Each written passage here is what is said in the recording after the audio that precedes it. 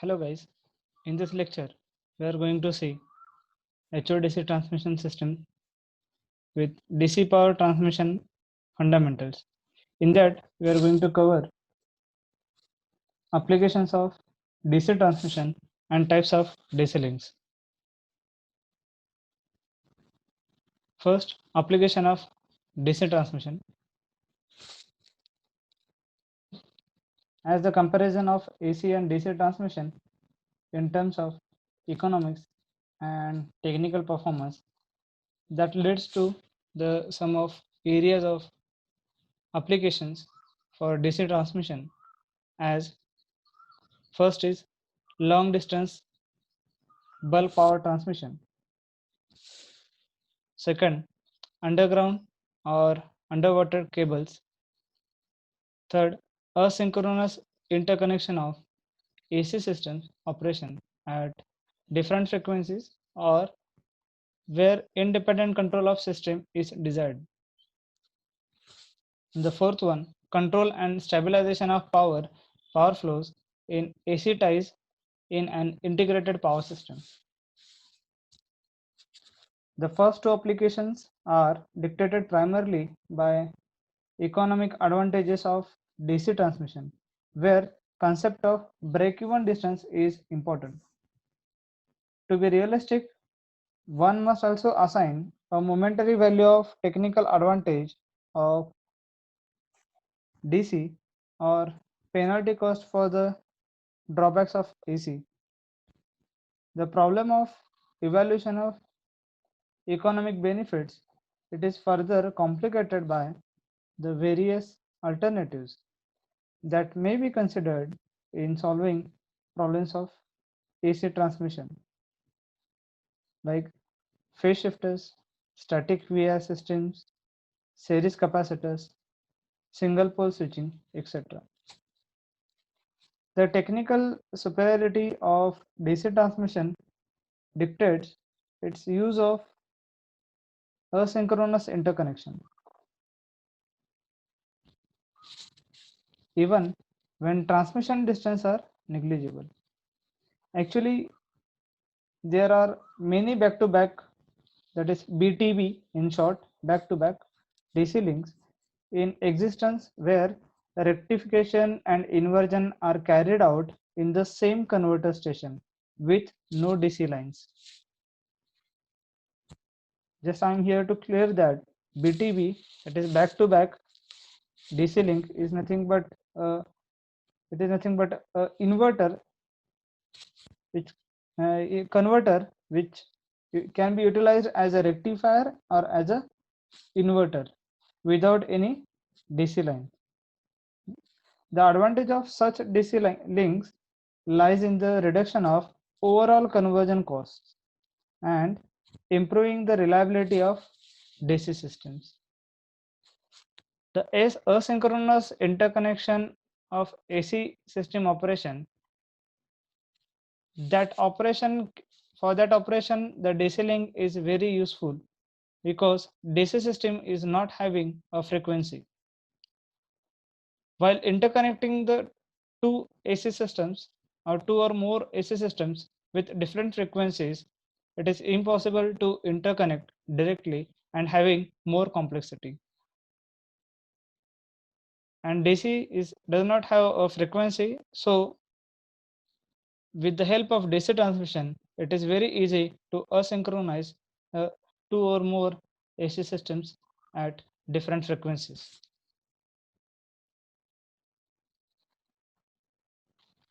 The alternative to DC ties may require strengthening of existing AC network near the boundaries of two systems. This cost can be prohibitive if capacity of the tie required is moderate compared to the size of system interconnected. In large interconnected systems, power flows in AC ties, particularly under disturbance conditions, can be uncontrolled and lead to overloads and stability problems. Thus endangering system security. Strategically placed DC lines can overcome this problem due to controllability of power.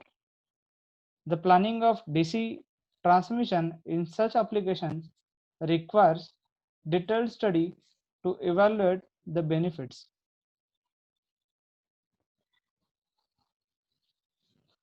Let's see the back-to-back links and line projects present in India. Here, a table shows the back-to-back links or the projects available in India. Firstly, a back-to-back link is established in 1989, which is at Vidyanchal, and which is supplied by ABB and having a power rating of 500 megawatt and a voltage rating of 69.7 kilovolt of each line.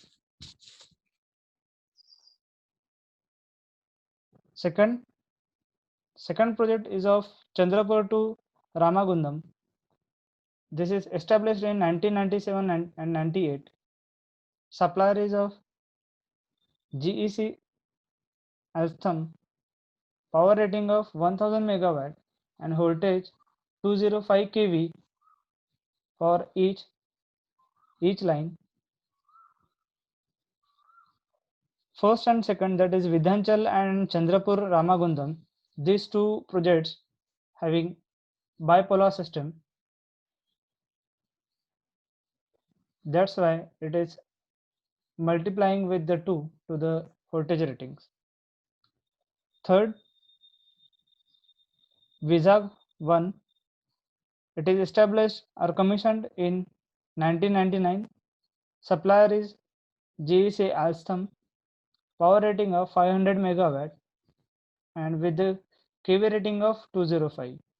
Vizag 2 is commissioned in the year of 2005 and supplier of ABB, power rating of 500 megawatt and voltage rating of plus minus 88. And the last one, Sasaram. This link is commissioned in the year of 2002 and the supplier of this project is GEC Alstom with the power rating of 500 megawatt and voltage rating of 205.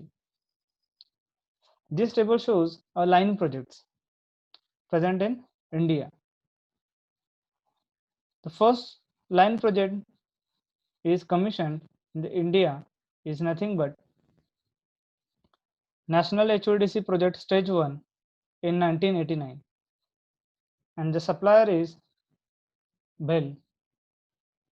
Power rating with the power rating of 100 megawatt 100 kV with the line length of 196. Then second, NHVDC Stage 2 is commissioned in the year of 2000 by the supplier BEL with the power rating of 100 megawatt 200 kV with the line length of 196 km. Next, Rihand to Delhi is commissioned in the 1991 and 92, which is supplied by two companies that are ABB and BEL with the power ratings of 750 megawatt and 1500 megawatt plus minus 500 kV with line length of 814 km. Chandrapur to Padge, this is presently in Maharashtra, commissioned in the year of 1998, which supplied by two companies that are ABB and BEL with the power rating of 1500 megawatt plus minus 500 kV with the line length of 736 km. And the fifth one, Talcher to Kolar, which is supplied by Siemens and commissioned in the year of 2003 with a power rating of 2000 megawatt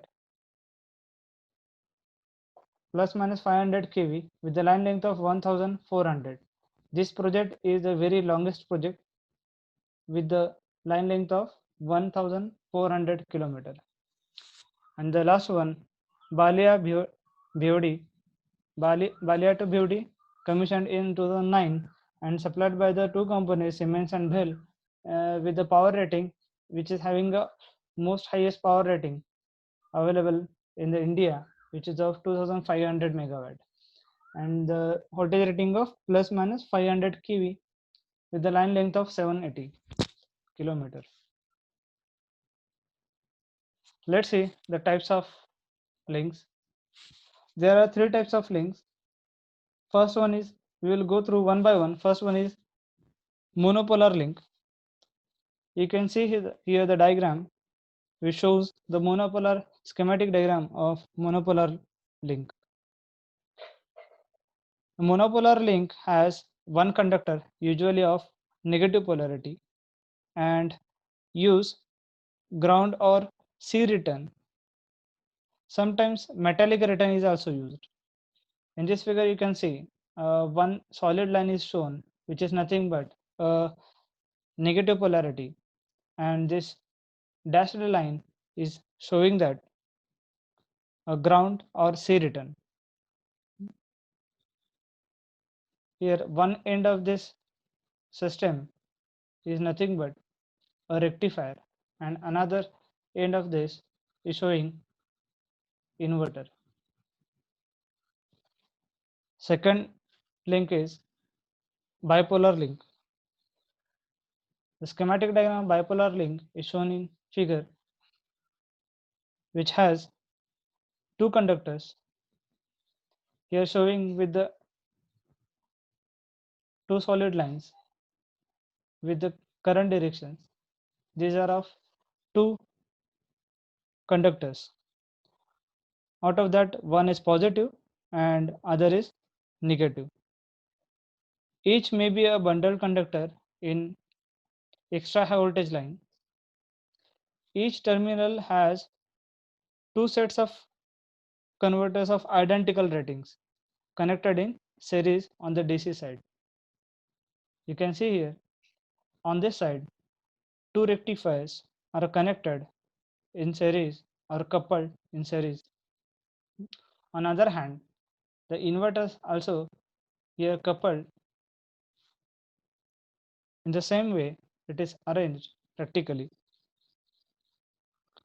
The junction between the two sets of converters is grounded at one or both ends. In this figure showing with the both ends. Normally, both poles operate at equal currents, and hence there is zero ground current flowing under these conditions. Third is homopolar link. Homopolar link has two or more conductors,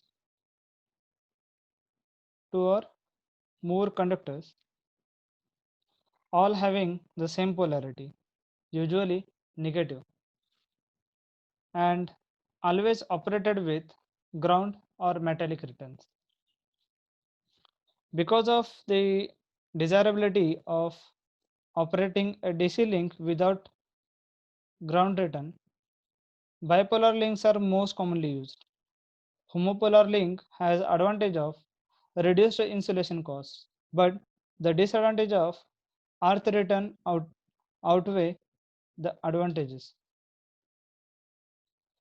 Incidentally, the corona effect in a DC line are substantially less with negative polarity of the conductor as compared to the positive polarity.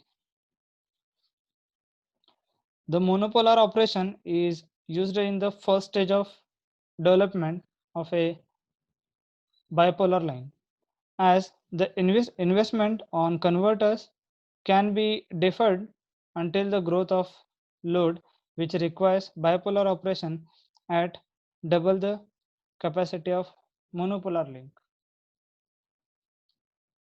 These are the links of HVDC systems. Thank you.